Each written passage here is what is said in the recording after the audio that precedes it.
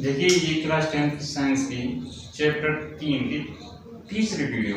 इससे पहले हम 2 वीडियो ला चुके हैं। Third chapter metal and non metal, धातु और अधातु। तो इसमें हम अब तक धातुओं की कुछ रासायनिक मुद्राओं की चर्चा कर चुके थे। उनमें जैसे कि हमने चर्चा की थी धातुओं के दहन की यानी ऑक्सीजन साथ क्रिया, उसी में एनोडीकरण और कुछ पॉइंट्स जाने थे। अब हम जानेंगे धातुओं के जल के साथ अपक्रिया। तो बने रहे हमारे साथ।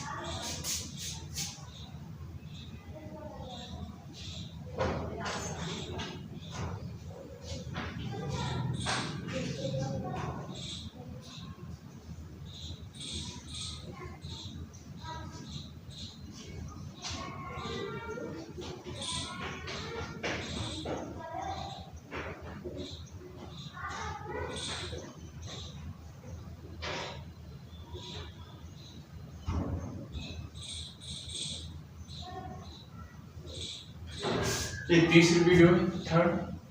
और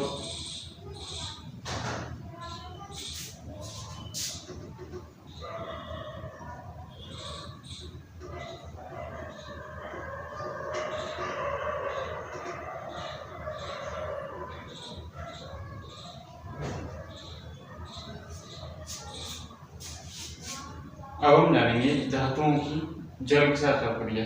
सभी जो धातुएं हैं वो जल के साथ समान अपक्रिया नहीं दर्शाती हैं। कुछ तो तीव्र अपक्रिया करेंगी, कुछ ठंडे जल के साथ धीमी अपक्रिया करेंगी, कुछ गर्म जल के साथ करेंगी, कुछ दोनों के साथ नहीं करेंगी और कुछ जल के साथ ही अपक्रिया नहीं करती हैं। तो इनके बारे में सुने।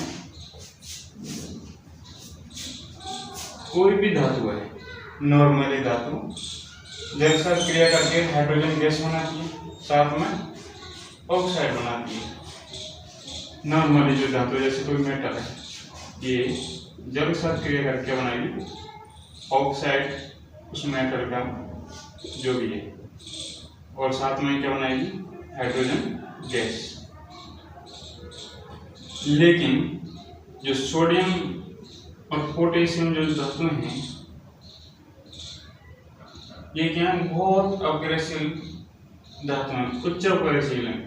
ये क्या करती हैं, जैसे ये H2 बनी तो तुरंत इसको जला देंगे, ये जलने लगेगा। इसमें इतनी ऊष्मा निकलती है, क्यों? क्योंकि उच्च अपक्रियाशील धातु हैं तो ऊष्मा छिपी होती है इनकी अपक्रिया। तो इसको क्या कर देंगे, जल में बदल देंगे। तुरंत ये अपक्रिया होगी तो बनेगा सोडियम हाइड्रोक्साइड। सोडियम में तो पोटेशियम में तो पोटेशियम हाइड्रोक्साइड, प्लस में तो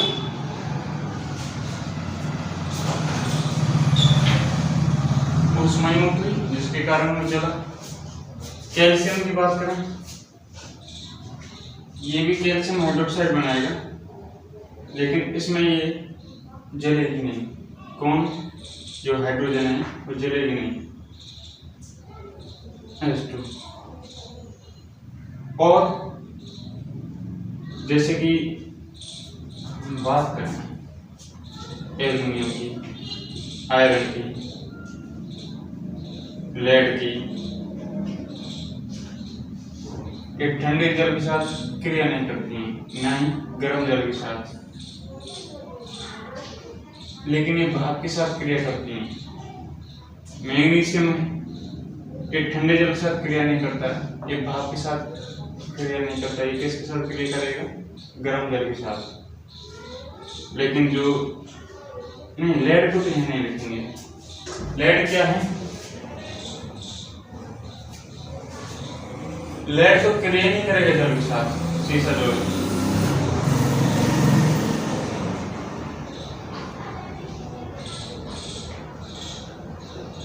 कॉपर, लेड, सोना, चांदी ये जल के साथ क्रिया ही नहीं करते। यहाँ है जिंक। अभी देखते हैं, हम देखते क्या है, लिख ही लेते हैं। यहाँ सुनने वाली बात यह है कि धातुओं की जल के साथ क्रियाएं भिन्न भिन्न हैं, समान क्रिया नहीं दर्शाती। सोडियम पोटेशियम ठंडे जल के साथ तीव्र गति से अभिक्रिया करती हैं और इतनी ऊष्मा से अभिक्रिया होती है क्या भैया कि जो हाइड्रोजन गैस निकलती है वो जलने लगती है। और जो धातु ऑक्साइड जल में घुल सकते हैं वो गलकर क्षार बनाते हैं, जैसे कि बनता तो Na2 सोडियम ऑक्साइड, और जल में द्वारा क्रिया कर क्या बनाएगा क्षार NaOH। कैल्शियम ठंडे जल के साथ क्रिया करता है लेकिन धीमी अभिक्रिया होती है, इसमें ज्यादा ऊष्मा नहीं निकलती और केवल कैल्शियम हाइड्रोक्साइड बनता है और हाइड्रोजन गैस। मैग्नीशियम गर्म जल के साथ क्रिया करता है, ठंडे जल के साथ नहीं।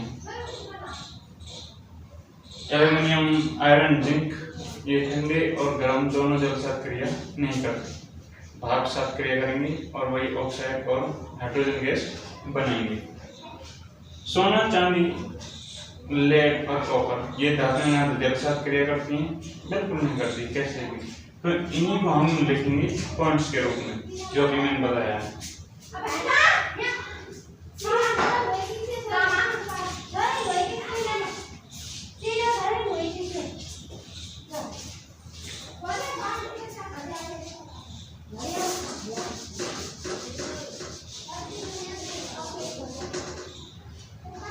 चलिए शुरू करते हैं। शुरू में क्या करना है, कुछ नहीं करना, तुम लिख सकते हो चाहे तुम कभी देखो 2 साल में, 4 साल में, 10 साल में, कभी भी, इतना तो टाइम होगा सबके पास।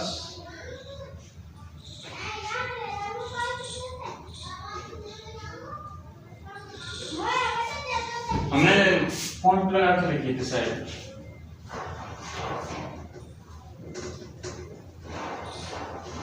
धातु की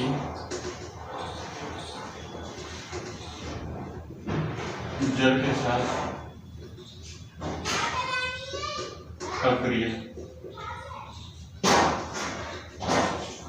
धातुओं की जल के साथ अभिक्रिया, इसे धातुओं लिख लेना है, धातु की जगह हाँ, क्योंकि हम सभी की चर्चा करेंगे, किसी एक धातु की नहीं करेंगे। नॉर्मली क्या होता है, धातु से बनेगा हाइड्रोजन गैस, इसको लिख लेते हैं। धातुएं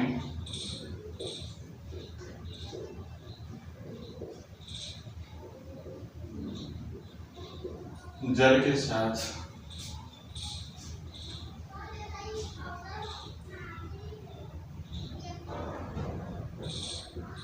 अभिक्रिया करके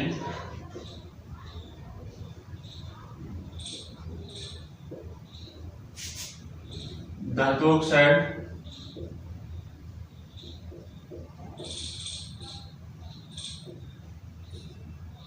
एवं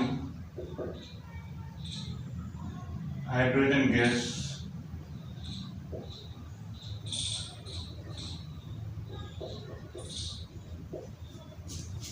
बनाती है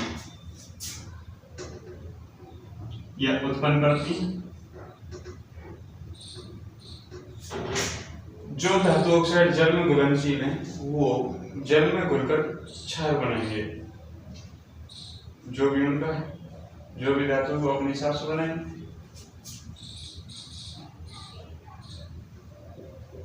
जो इसको नीचे इस लाइन में लिख लेना, अपनी कॉपी में लिखें, जब जो धातु ऑक्साइड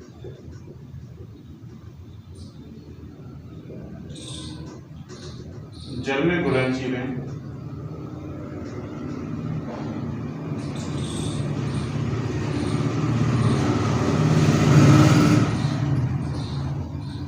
वे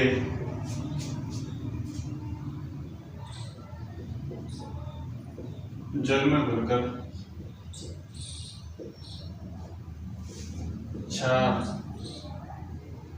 बनाते हैं।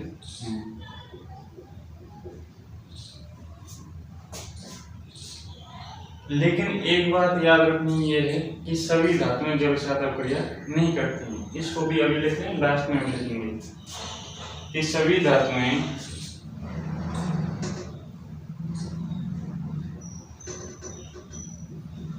जल के साथ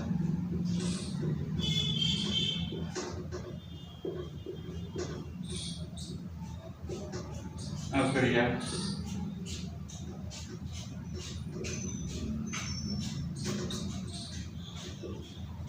नहीं करती है। एक बार मैं चेक करूं।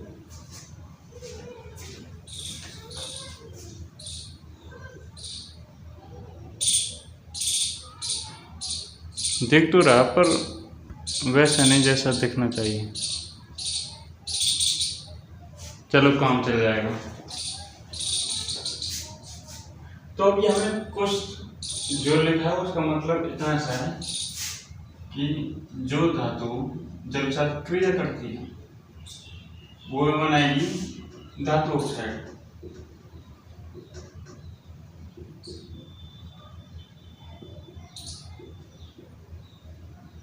प्लस में हाइड्रोजन गैस।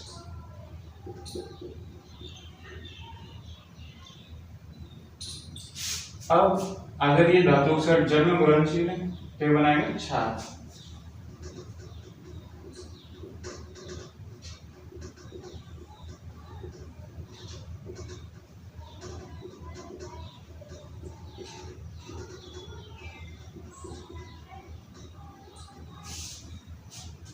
प्लस में क्या है हाइड्रोजन गैस।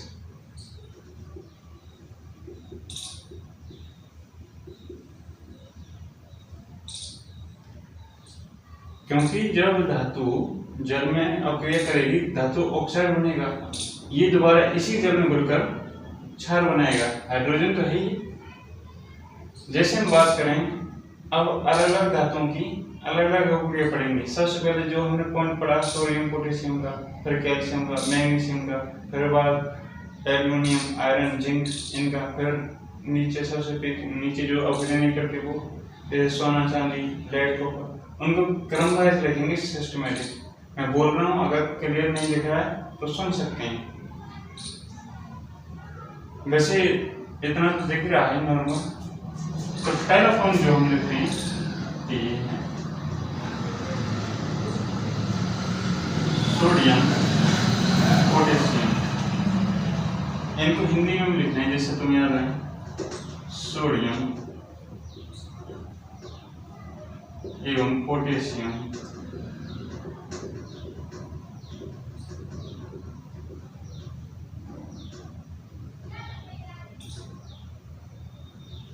धातुएं ठंडे जल के साथ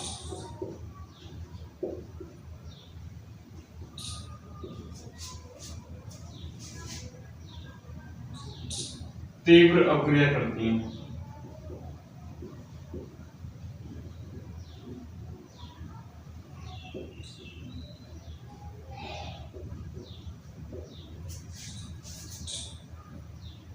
इससे पहले भी पढ़ा था कि ऑक्सीजन के साथ तीव्र अपक्रिया करते हैं, तुरंत आग पकड़ लेंगी।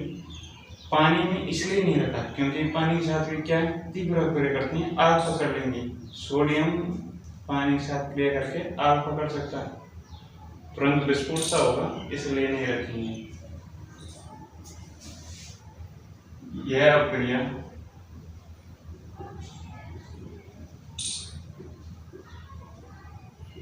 इतनी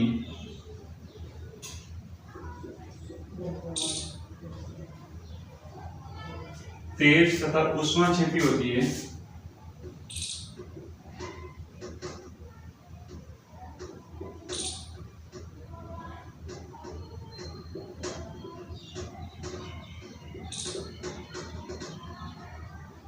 इतनी तेज तथा ऊष्माक्षेपी मतलब ज्यादा ऊष्मा निकलेगी कि ये जो हाइड्रोजन गैस निकल रही है इसको जलाने के लिए पर्याप्त है।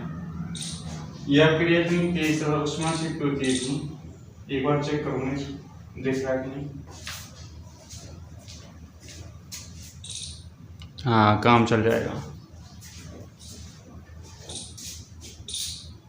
इतनी तेज तथा ऊष्माक्षेपी होती है कि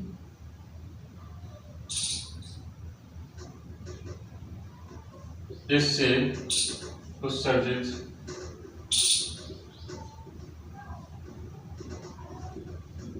हाइड्रोजन गैस को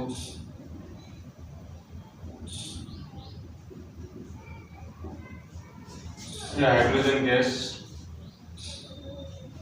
तत्काल या तुरंत प्रज्वलित।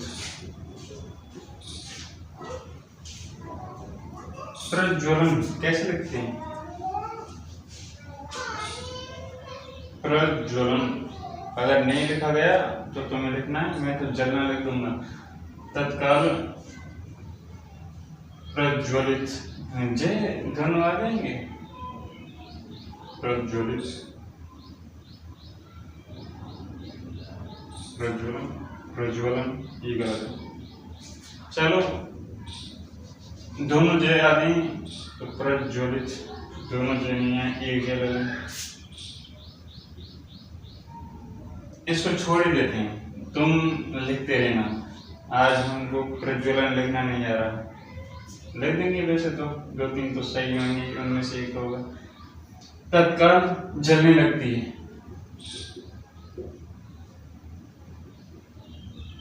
कौन? Hydrogen gas. बहुत ज्यादा उसमें से थी सोडियम और पोटेशियम। जैसे कि हम बात करें सोडियम की, प्लस में H2,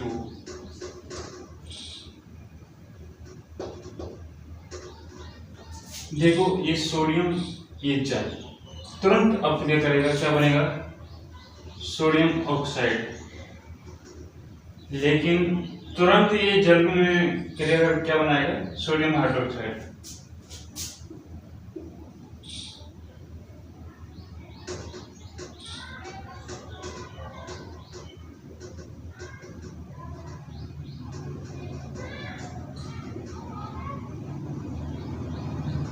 H2 तो पहले से ही ये जल साथ क्रिया करके बनाएगा सोडियम हाइड्रोक्साइड, हाइड्रोजन ही है, तो इसको डायरेक्ट लिख देते हैं। बनेगा जब भी ये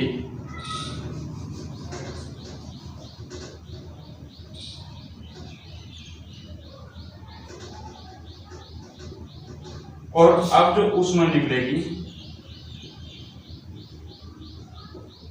वो इस हाइड्रोजन को जला देगी। और हाइड्रोजन के जलने का संकेत यह है कि ये जब भी जलती है एक ध्वनि निकालती है, फट फट के ध्वनि के साथ, जिसे हम पॉप ध्वनि भी कहते हैं। इसको आप याद रखें कि पॉप ध्वनि क्या है, कि जब भी हाइड्रोजन गैस को मोमबत्ती के पास लाते हैं या इसको जलाते हैं तो ये फट फट के ध्वनि के साथ जलती है, यही पॉप ध्वनि कहलाती है। इसको तुम याद रखेंगे मेरी तरफ से। कैल्शियम की नहीं, अभी तो पोटेशियम की बात करें तो ये भी क्या है? सेम आपको इधर से आएगा, जल के साथ क्या बनाएगा? क्षार, पोटेशियम हाइड्रोक्साइड, प्लस में इसमें भी हाइड्रोजन गैस जलने लगेगी। ये हाइड्रोजन जल रही है, उसमें बहुत ज्यादा। अब हम कैल्शियम की बात करते हैं।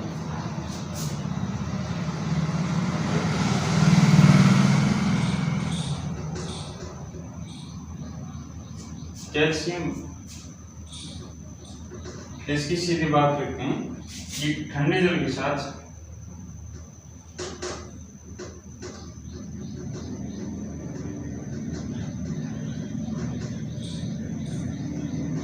कैल्शियम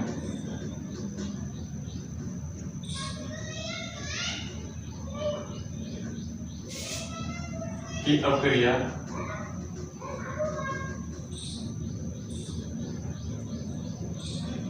थोड़ी धीमी होती है।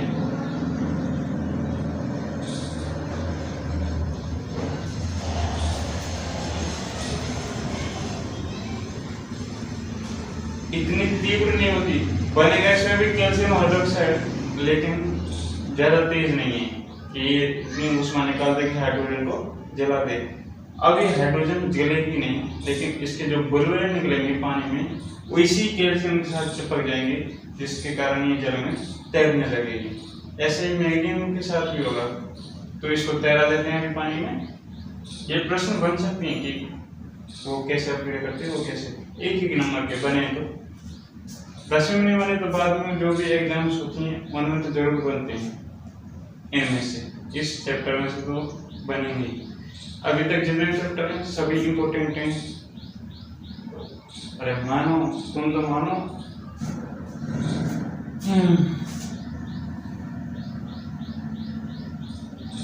यह अपक्रिया या इस अपक्रिया से जो ऊष्मा निकलती है वो इतनी नहीं होती है या हाइड्रोजन को जलाने के लिए पर्याप्त नहीं होती है। इस अपक्रिया से उत्सर्जित ऊष्मा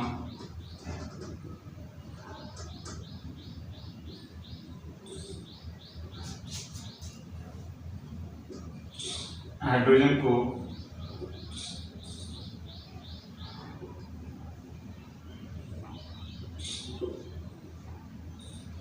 जलाने के लिए पर्याप्त नहीं होती है।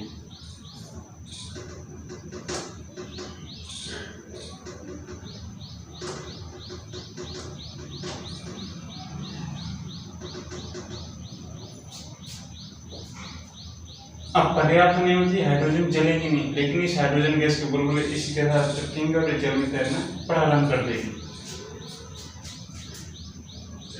हाइड्रोजन गैस के बुलबुले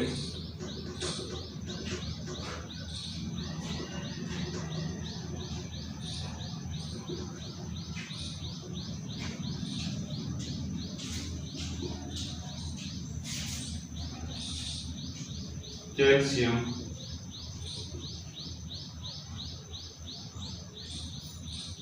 धातु की सतह से चिपक जाते हैं।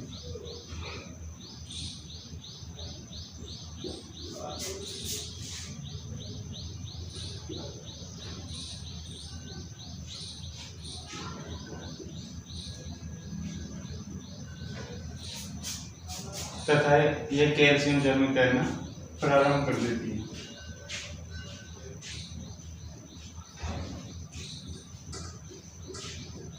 जिससे कैल्शियम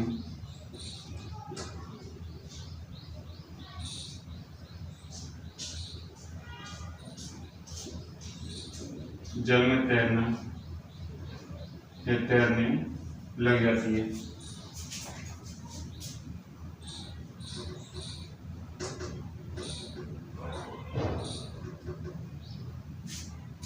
तो अब इसकी रिएक्शन को लिख लेते हैं। ये कैल्शियम है और ये जल है। क्या बनेगा? कैल्शियम हाइड्रोक्साइड प्लस में हाइड्रोजन गैस। ये इसकी रिएक्शन है। इनको अगर आप लिखें तो एक से एक नीचे की लाइन में लिख सकते हैं आप। कैसे लिख लें? कुल मिला के याद रहना चाहिए आपको कि ठंडे जल के साथ कैल्शियम की अपक्रिया मंद होती है, इतनी तीव्र नहीं होती कि उसमें इसको जला दें इस हाइड्रोजन को। इनमें बहुत ज्यादा तीव्र है। हाइड्रोजन के बुलबुले इसकी सतह से चिपक जाएंगे तो तैरना प्रारंभ कर देगी।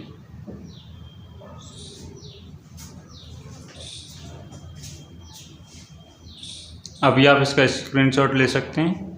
और अब हम जानेंगे अगले बिंदु के बारे में। अगला बिंदु है हमारा मैग्नीशियम। मैग्नीशियम भी ठीक इसी तरह अपक्रिया करेगा, लेकिन वो ठंडे जल के साथ में गर्म जल के साथ, उसमें भी ये बुलबुले इसके सतह से चिपक जाएंगे मैग्नीशियम की से, और वो भी तैरना प्रारंभ कर देगी। तो दो धातुएं को याद रखना कि कौन कौन सी धातुएं जलन करती हैं, मैग्नीशियम और कैल्शियम। ये तो देख लिया होगा, ठीक है इतनी देर में। तो इसके बाद अगला वाला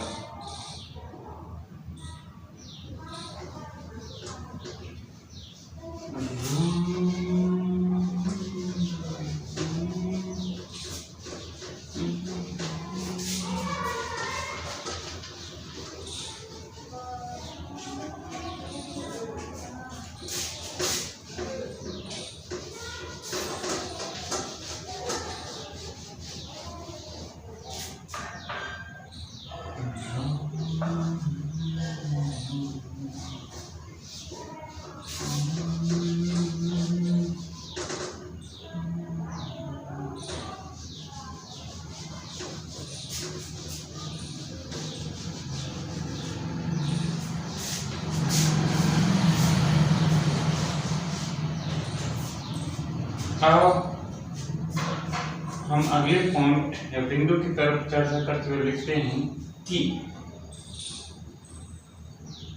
मैग्नीशियम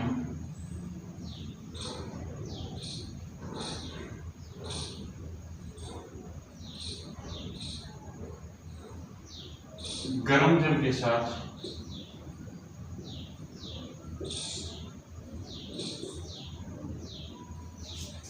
पहले ठंडा लिख लें कि ठंडे के साथ क्रिया नहीं करता है, फिर गर्म के साथ कराएंगे सीधे। मैग्नीशियम ठंडे जल के साथ क्रिया नहीं करता या क्रिया नहीं करता है।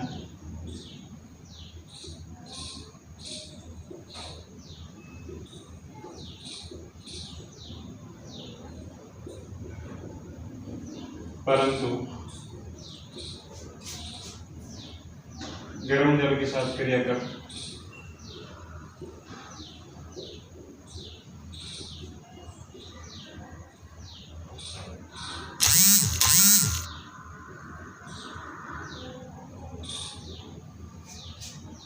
क्या बनाएगा? Magnesium hydroxide.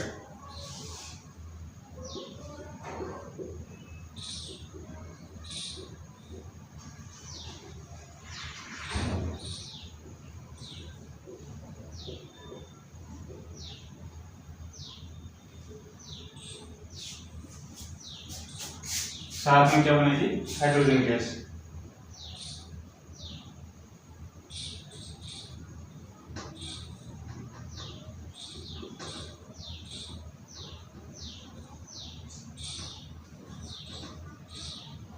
बनाता है, उत्पन्न करता है। इसमें भी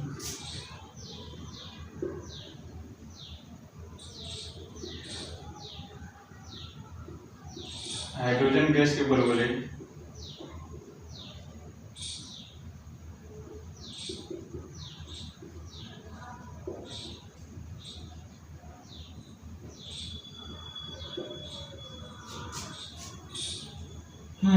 किसके साथ?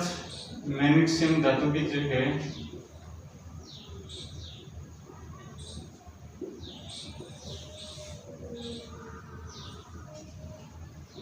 धातु की सतह से चिपक जाते हैं।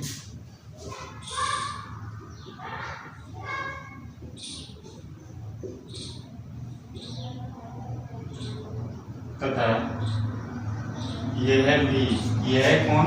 मैग्नीशियम भी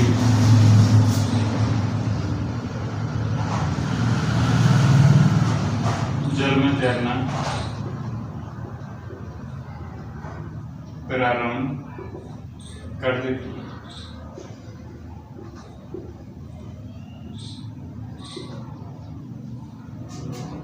ये मैग्नीशियम धातु भी जल में तैरती है, लेकिन कैल्शियम और मैग्नीशियम की अपक्रिया जो जल के साथ होती है इसमें इतना ही अंतर है कि वो ठंडे जल के साथ क्रिया करती है, लेकिन ये गर्म जल के साथ। तो मैग्नीशियम ये भी क्या बनाएगी? Magnesium hydroxide.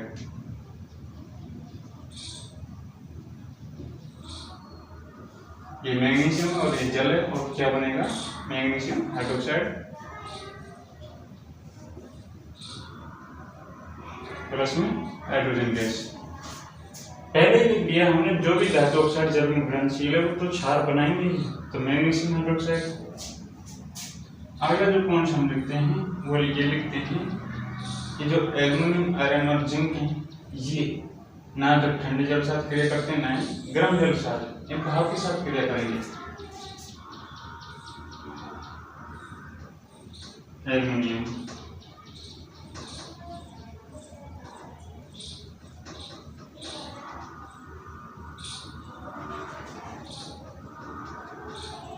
आयरन, जिंक ने तो ठंडे जल के साथ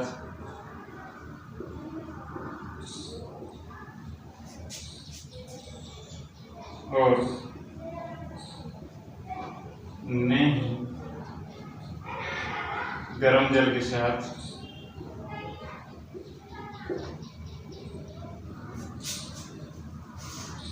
क्रिया करती हैं।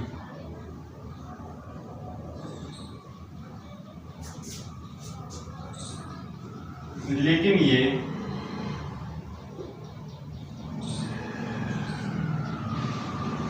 भाप के साथ क्रिया कर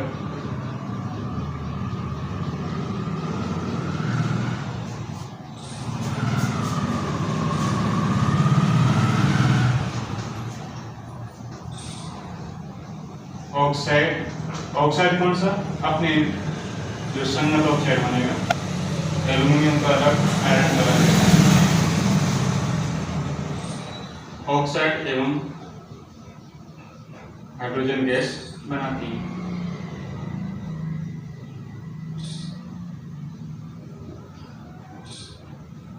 किसके साथ? भाप के साथ। जैसे हम एल्युमिनियम की अभिक्रिया देखें, ये हमारा एल्युमिनियम है, ये कौन सी अवस्था में? सॉलिड। ये आपकी जल है, लेकिन अवस्था कौन सी है? भाप, यानी गैस अवस्था। और में तो लिखने की कोई जरूरत नहीं थी, इसमें क्यों है? क्योंकि ये भाप के साथ क्रिया कर रहा है, यहाँ ये दर्शाना जरूरी है। तो क्या बनाएगा? ऑक्साइड। ऑक्साइड कौन सा? एल्युमिनियम है, तो एल्युमिनियम ऑक्साइड, ये बनाएगा एल्युमिनियम ऑक्साइड प्लस में हाइड्रोजन गैस। ये भी कोई कौन सी अवस्था में है? एल्युमिनियम ऑक्साइड सॉलिड, ये हाइड्रोजन गैस तो गैस ही। ऐसे ही हम आयरन को देखें तो ये हमारा आयरन है, ये कौन सी अवस्था में? सॉलिड। जल भाप है, भाप है तो गैस होगा, तो क्या बनेगा? आयरन ऑक्साइड प्लस में H2। ये तो सॉलिड है ये, और ये गैस। ये आयरन ऑक्साइड, ये एल्युमिनियम ऑक्साइड, ये भाप के साथ क्रिया करते हैं। कौन? Aluminium, iron, zinc. ये किसके साथ क्रिया नहीं करती? ना तो ठंडे ना ही गर्म जल के साथ। अगला जो आखिरी पॉइंट है इसका वो यही है कि सोना, चांदी, लेड, कॉपर की जल के साथ बिल्कुल क्रिया नहीं करती है।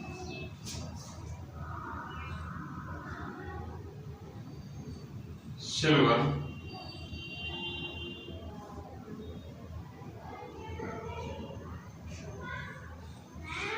गोल्ड,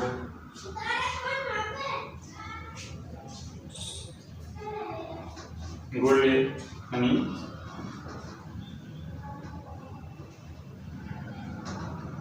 सोना, लेड, कॉपर, जल के साथ, ये धातुएं जल के साथ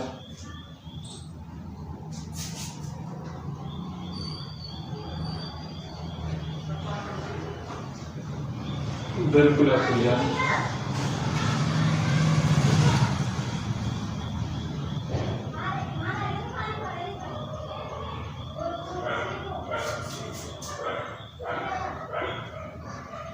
नहीं करती हैं।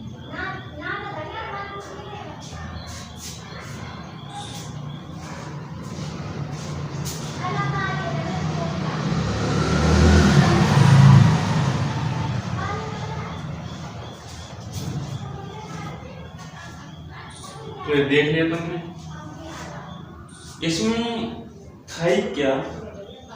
कुछ भी तो नहीं था।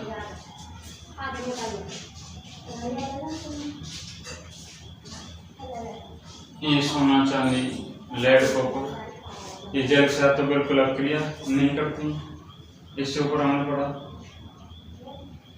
कौन सा पढ़ा? एल्युमिनियम, आयरन, जिंक, ये ठंडी और गर्म दोनों के साथ क्रिया नहीं करती हैं, लेकिन भाप के साथ करती हैं। मैग्नीशियम ठंडे के साथ नहीं करती, लेकिन गर्म के साथ करती है। इससे पहले पढ़ा कैल्शियम ठंडे के साथ धीमी क्रिया करती है। उससे पहले पढ़ा सोडियम, पोटेशियम एक ठंडे जल के साथ तीव्र क्रिया करती हैं, उसमें छेपी है। तो ये जो पॉइंट्स पढ़े हैं हमें, ये धातुओं की जल के साथ अक्रिया के अंतर्गत पढ़े हैं। अब हम अगला पॉइंट पढ़ेंगे, क्या? अम्ल के साथ अक्रिया, धातुओं की अम्ल के साथ अक्रिया। और तुम्हें पता है उसमें क्या बनता है? लवण और हाइड्रोजन गैस। तो उसकी चर्चा करते हैं। इसका तो स्क्रीनशॉट आपने ले लिया होगा, नहीं तो आप लिख ही रहे हैं। ये हेडिंग ही कंप्लीट होती है। अब अगली है धातु की अम्ल साथ अवक्रिया। तो जानते हैं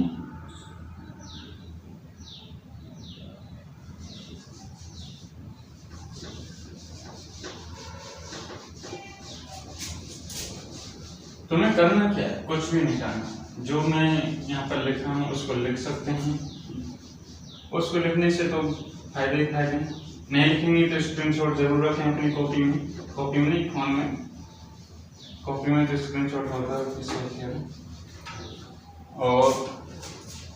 और क्या करना है, और यही नहीं कि तुम्हारे 10वीं में ही काम आएंगे।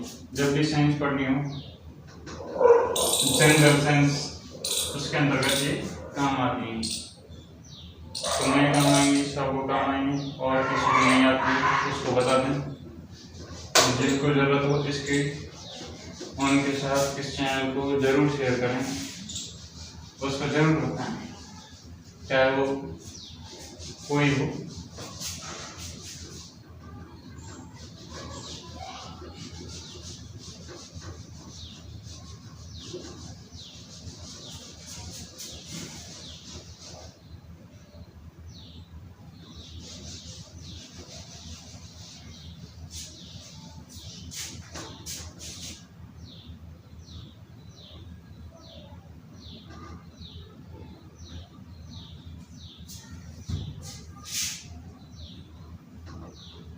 देखो धातुओं की अम्लों के साथ अपक्रिया।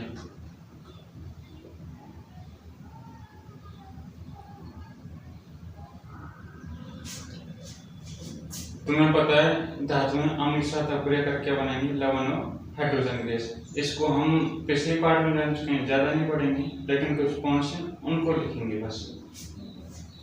क्या बनेगा, धातु प्लस अम्ल,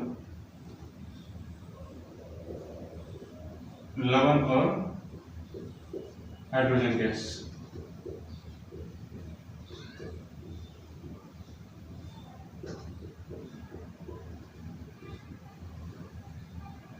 ये तो हम जान चुके हैं सेकंड पार्ट में, अम्ल क्षार लवण वाले में। इसको तो हम यहाँ ज्यादा नहीं लिखेंगे, वहां से आप कॉपी कर सकते हैं, जो भी याद है यहाँ चिपका सकते हैं। अब हम एक पॉइंट भी जानेंगे कि जो नाइट्रिक अम्ल है HNO3, ये आपका नाइट्रिक अम्ल है।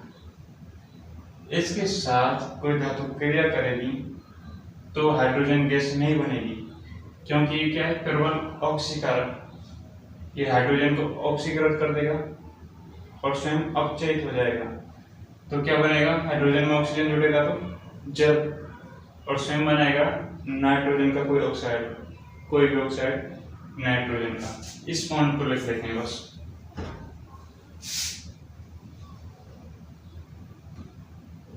धातु प्लस हम इसका तो कोई उदाहरण दे सकते हो, धातु कोई भी ले सकते हो, जैसे कि जिंक ले लो, आयरन ले लो, मैग्नीशियम ले लो, कॉपर ले लो, अम्ल कोई सा भी ले सकते हो, सल्फ्यूरिक अम्ल, H2SO4, हाइड्रोक्लोरिक अम्ल HCl, और भी दो ही मैंने अभी तो तुम्हारे लिए। लेकिन कॉपर की HCl के साथ क्रिया मत कराना, वो भी पॉइंट हम देखेंगे, बाकी करा लेना और लवण बनेगा जो भी बनाना है उसमें। अभी हम उस पॉइंट को लिखते हैं कि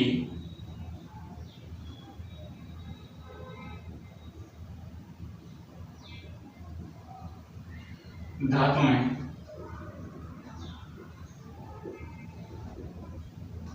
नाइट्रिक अम्ल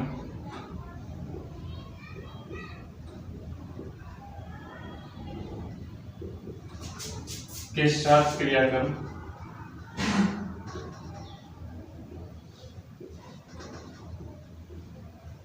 हाइड्रोजन गैस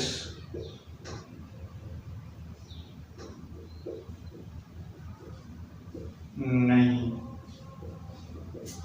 बनाती है।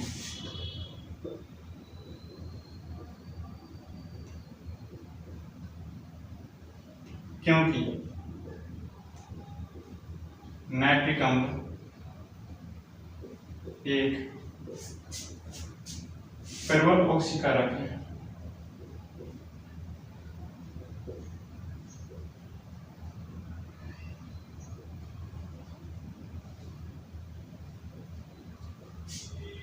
जो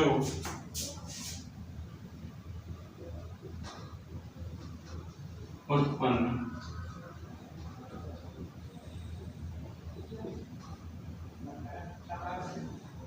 हाइड्रोजन को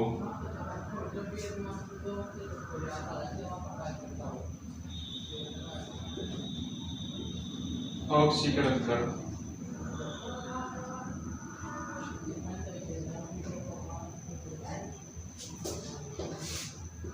जल में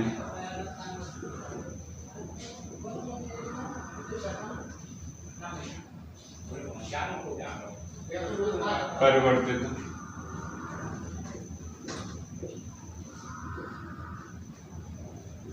कर देता है तथा स्वयं नाइट्रोजन के किसी ऑक्साइड में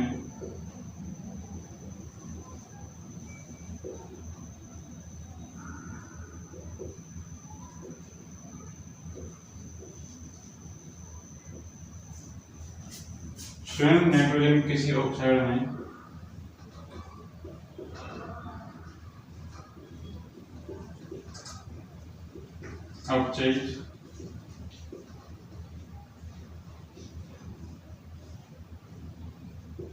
हो जाता है।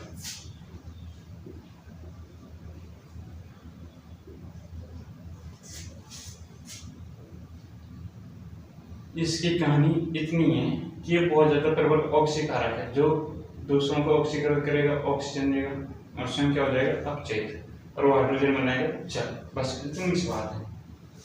ये पॉइंट भी हमने लिख लिया।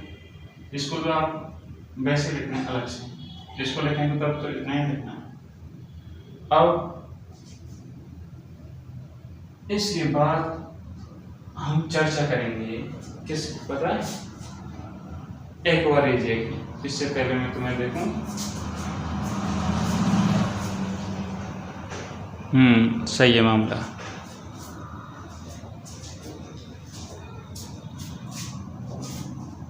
इसको तो हमने देखा ही नहीं, क्योंकि इसको हम सेकंड पार्ट में पढ़ चुके हैं। बता तो वैसे मैंने दिया ही है। ये तो तुम्हें अलग से पॉइंट लिखना है जब पूछा जाए। और यहाँ क्या लिखना है, एक्वारेजिया।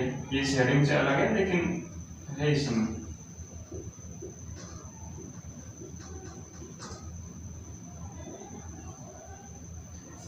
एक्वारेजिया क्या होता है, इस नाइट्रिक अम्ल के साथ और एक और अम्ल है हाइड्रोक्लोरिक, दोनों ही प्रबल संचारक प्रकृति की। हाइड्रोक्लोरिक अम्ल और नाइट्रिक अम्ल, इनका 3:1 में मिश्रण बनाया जाए, वही क्या कहलाएगा, एक्वारेजिया। यह रॉयल जल का लैटिन शब्द है, ये जो एक्वारेजिया नाम है। ये क्या है कि बहुत ज्यादा संचारक प्रकृति का प्रबल है। ये गोल्ड यानी सोना और प्लेटिनम इनको गलाने में समर्थ है। उसको गला सकता है, इनके घोल में सोना डाल दें तो घुल जाएगा, आप उसको अलग नहीं कर पाएंगे, अलग तो कर पाएंगे लेकिन उसको वो घोल देगा।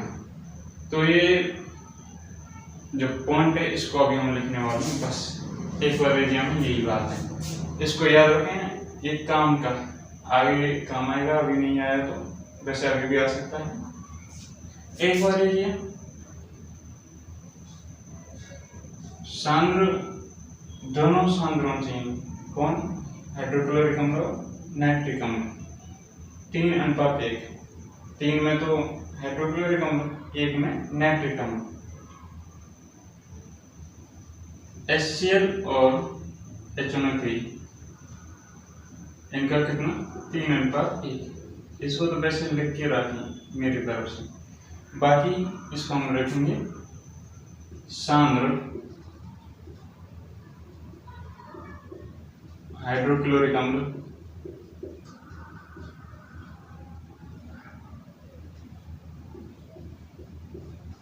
एवं सांद्र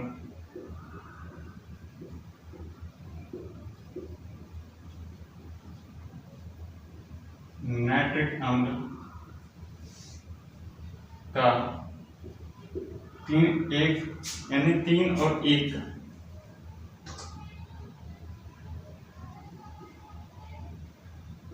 अनुपात का मिश्रण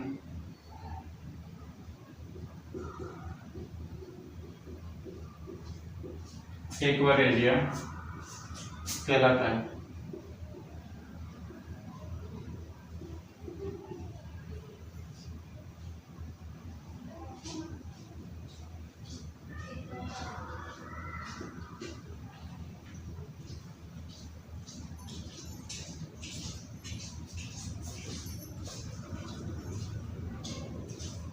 ये प्रबल संक्षारक प्रकृति का है।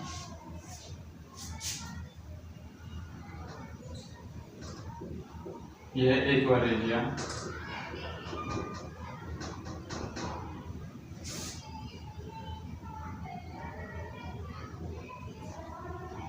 भवकता द्रव होने के साथ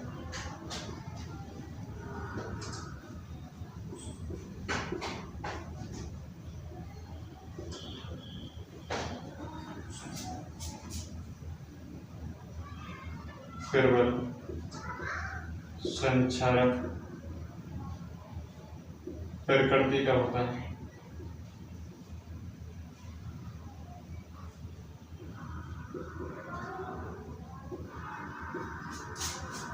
जो गोल्ड एवं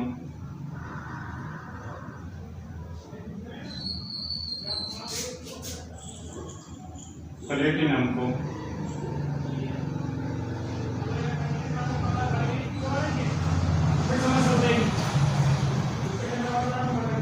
गलाने में समर्थ है। यह सक्षम होता है, गलाने में समर्थ है या सक्षम होता है। इनमें से अकेला अम्ल नहीं गला सकता गोल्ड को या प्लेटिनम को, दोनों इसी अनुपात में मिलाए जाएं तभी गला सकते हैं, और वही क्या कहलाता है, एक्वारेजिया। इनमें से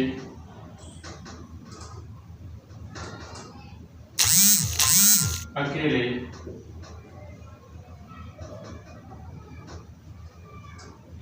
किसी अम्ल में यह क्षमता नहीं होती।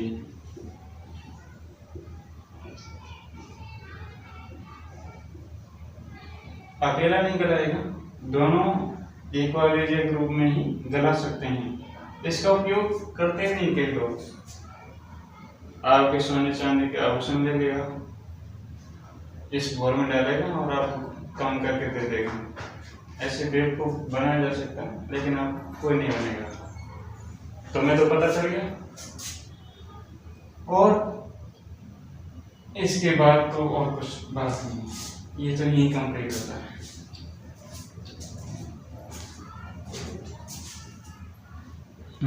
सही है मामला।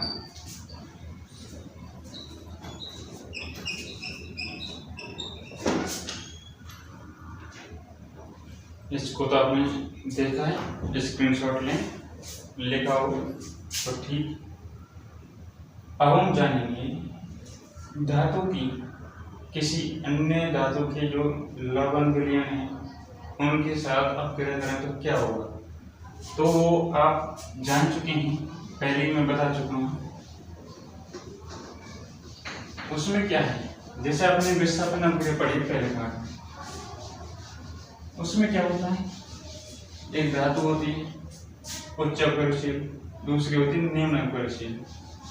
वो निम्न अपरिशील धातु का जो यौगिक है उसमें से उच्च अपरिशील धातु उसको विस्थापित कर देती है, स्वयं उसकी जगह आ जाती है।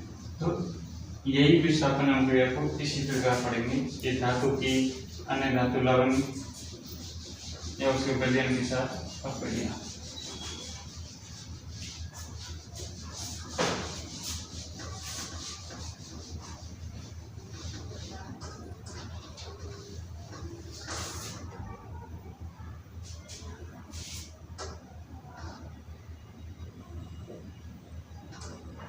धातु की अन्य धातु लवणों के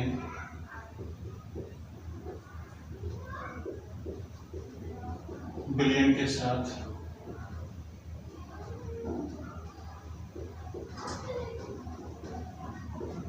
अक्रिया।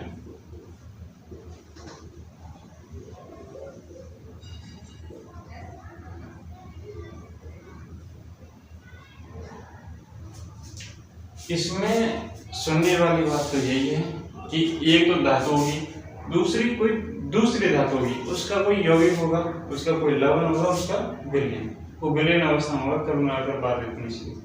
तो विस्थापन जो अक्रिया तुमने पढ़ी है पहले पार्ट में, मैंने पढ़ाई है, उसको देख सकते हैं। सेम टू सेम परिभाषा हम यहीं चिपका देंगे।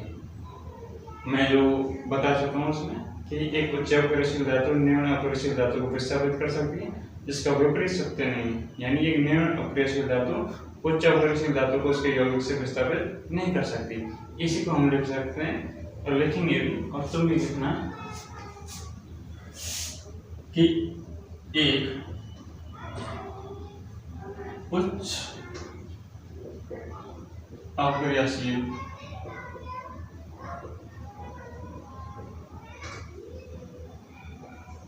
धातु दूसरी निम्न अक्रियाशील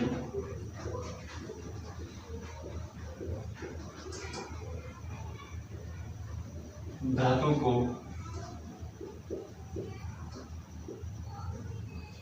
उसके यौगिक या लवण के विलयन से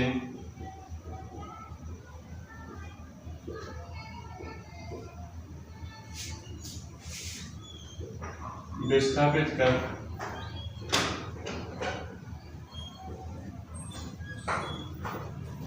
स्वयं उसके स्थान पर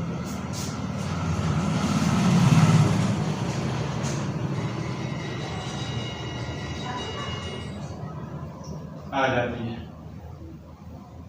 और यही अक्रिया क्या कहलाती है? विस्थापन अक्रिया। लेकिन अभी हम उसकी परिभाषा लिखते तो नाम लिख देते विस्थापन अक्रिया कहलाती है, बाकी तो यही है। इसका उल्टा सत्य नहीं, ये मैंने बता दिया है। विपरीत इसका कथन का, हाँ जैसे देख सकते हैं तुम, कोई भी एक उच्च अपरिशील है जैसे कि जिंक है, जिसके हम दूसरी धातु का एक लवण लें फेरस सल्फेट, तो आगे क्या होगा? ये उच्च अपरिशील धातु है, ये इस निम्न को, इससे निम्न है ये, आयरन को इसकी जगह से विस्थापित कर देगी और स्वयं इसकी जगह आ जाएगी। तो क्या बनेगा? जिंक सल्फेट प्लस में आयरन। तो कोई धातु इसकी अन्य धातु के लवण के विलयन के साथ अक्रिया कैसे होती है? ऐसे होती है। ऐसे दूसरे ले सकते हैं, जैसे आयरन, ये कॉपर सल्फेट जो विलयन है, इसमें से कॉपर आयरन से कम अपरिशील है, तो इसको विस्थापित कर देगी। तो क्या बनेगा? आयरन सल्फेट प्लस में कॉपर। ठीक, और भी ले सकते हैं, जिंक प्लस कॉपर सल्फेट, क्या बनेगा इसमें? Zinc sulphate plus copper. इसके बाद हम सक्रियता श्रेणी की बात करेंगे। अभी चेक करते हैं इसको।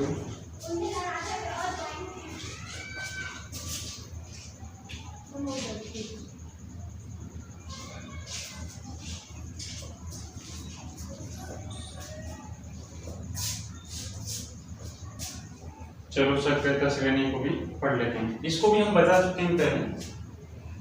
सक्रियता श्रेणी क्या है? इन धातुओं को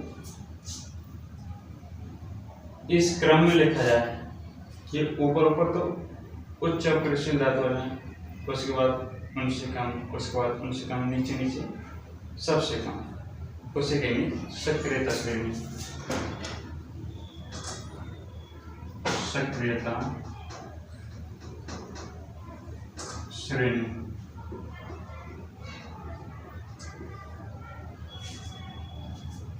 धातुओं को उनकी क्रियाशीलता के आधार पर व्यवस्थित किया जाएगा, या तो आरोही क्रम में या अवरोही क्रम में। वही क्या कहलाएगा?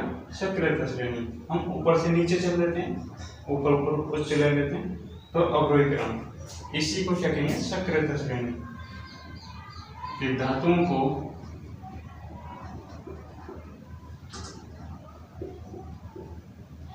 क्योंकि हमें पता कैसे चलेगा कि इनमें कौन किसको विस्थापित करेगा, इसके लिए इसकी जरूरत पड़ी, ये तैयार की गई। तो धातुओं को उनकी क्रियाशीलता के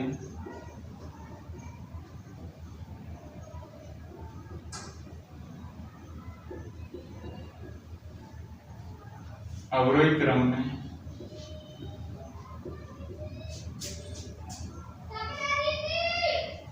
व्यवस्थित करने पर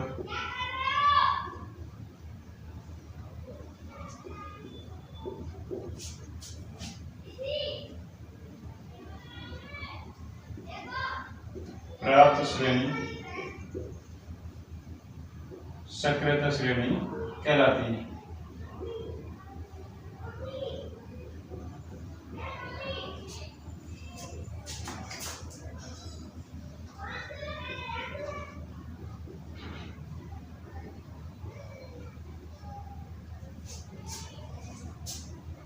जो सक्रियता श्रेणी उसमें कौन कौन सी धातुएं किनको कैसे स्थान पर रखा गया, अभी देखिए। सबसे ऊपर रखी गई है, इसको ऐसे ही बनाना बिल्कुल सटीक, एक नीचे तक पैराग्राफ में जाना चाहिए। मेरा हो सकता है कि मैं यहाँ लिख दूँ, बाकी तुम्हें जैसे यहाँ लिखना तो उसके नीचे, जैसे सबसे ऊपर है पोटेशियम, उसके बाद सोडियम, उसके बाद कैल्शियम, इसके बाद कम है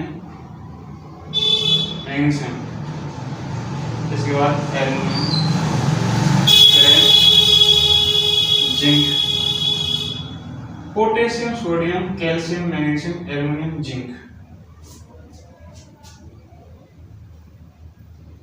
उसके बाद आयरन, उसके बाद लेड, फिर हाइड्रोजन।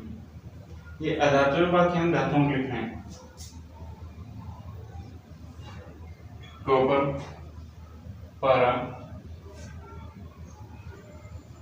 चांदी, सोना। ऊपर से जैसे ही हम नीचे की ओर बढ़ेंगे तो अक्रियाशीलता कम होगी, नीचे से ऊपर की ओर बढ़ेंगे तो अक्रियाशीलता बढ़ेगी।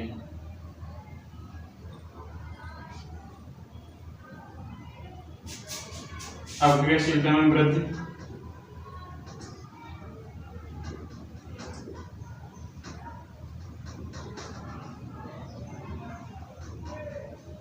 ऊपर की ओर जाएंगे, नीचे से ऊपर की ओर, और ऊपर से नीचे की ओर आएंगे तो अक्रियाशीलता में कमी।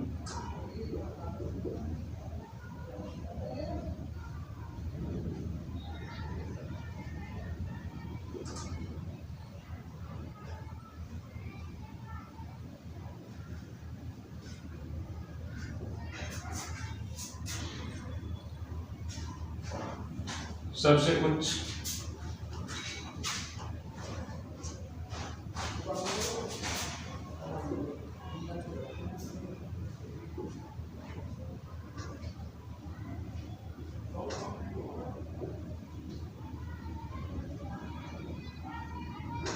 अक्रियाशील धातु कौन सी है? पोटेशियम। सबसे निम्न कौन हो जाएगी? सोना। इसको याद रखने का तरीका तुम्हें अगर मैं बताऊं, वैसे तुम देखो तो पता चल जाए, क्योंकि देख रहे हो तो सुनी भी लोगे। इसको ऐसे याद रख सकते हैं कि क न के मग में, यानी मैंगनीज रह गई यहाँ पर।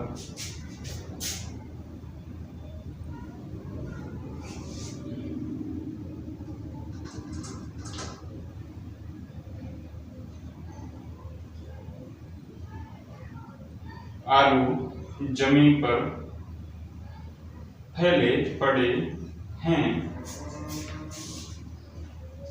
इसे कुत्ता याद रखें, कुत्ता है को आगे वो कुछ भी बना सकते हैं और दुनिया भर की मिल जाएंगी। कुल मिलाकर याद रख लेना कि कान्हा के मन में आलू, जमीन पर फैले पड़े हैं, कुत्ता है वो आगे वो। सबसे ज्यादा कम पड़ेगा हमारा जिंक से, आयरन से, कॉपर से। तो इनमें सबसे ज्यादा जिंक है, उससे कम आयरन है, उससे कम कॉपर है। ठीक, तो इसको हम यहीं रोकते हैं, विराम देते हैं।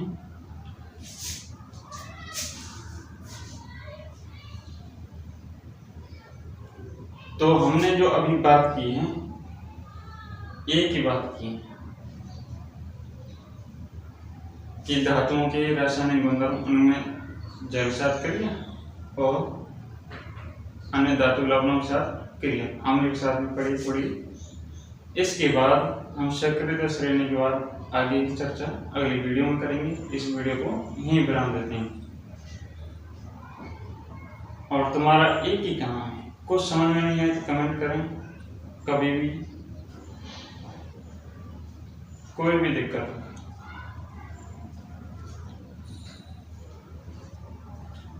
साइंस में कहीं भी दिक्कत हो, जनरल साइंस में कोई भी कमेंट करें। और खैर कोई काम नहीं तो इनको लिख सकते हैं, टाइम हो तो, बाकी देख भी सकते हैं। सभी वीडियो से जरूर देखें, एक वीडियो से काम नहीं चलेगा। जितनी भी वीडियो आई हैं उनको सिस्टमेटिक ढंग से देखें, क्रमबद्ध तरीके से, एक से शुरू करें, फटाफट जल्दी देख लें। टाइम कम है तो स्पीड बढ़ाकर देखें, टाइम खो गया तो आराम से देखें और लिखें भी। तो इससे आगे तो हम इस अगली वीडियो में पढ़ेंगे। मिलते हैं नेक्स्ट वीडियो में, तब तक खूब पढ़ें, मस्त रहें और पढ़ाई में व्यस्त रहें। जय हिंद।